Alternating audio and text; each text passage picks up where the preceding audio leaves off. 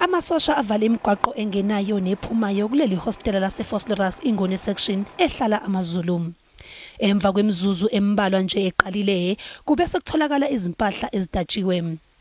Lona wesilisa ohlala nabanye egunjini elilodwa uthi ubengazi nokwazi ukuthi lezi impahla ziphuma phi. Kwesinye isikhathi ezinye izinto zazenzeke lokunganeni ebusuku ngoba nokulala ngilalela okushini. Ngilale ehlokishini eyamikamelo nanti leli ngaphe ngilenza ishop.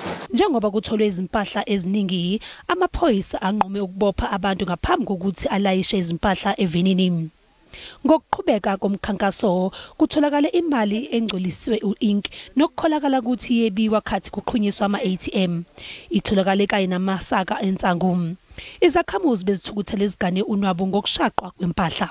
Indlela izosibulala sasizodlani ke manje ngoba netolo limele ayindasothenga kuyo ilokho kukhona esisidla kona sehambile kwakona manje limele kakhulu sizentezela kastela. Cela nisidonetheleni ngokudla ngoba phela thina siya ngodapa ezitolo silambile kumanje. Emva kwamahora amaningana achithwe kulendawo izikhulu zithi lo mkhankaso ube impumelelo. The objective was to search and recover.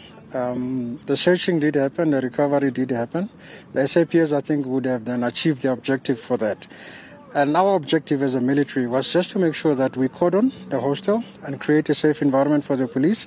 We also achieved that objective because there was no incident, there was no scuffle, there was nothing that happened. The police managed to do what they needed to do in a safe environment, and they managed to recover and transport the goods out of the hostel to where they're designated to be offloaded. Kulindeleke ukuthi kube nokunye ukugasela ezingxenyeni eziningi zesifundazwe.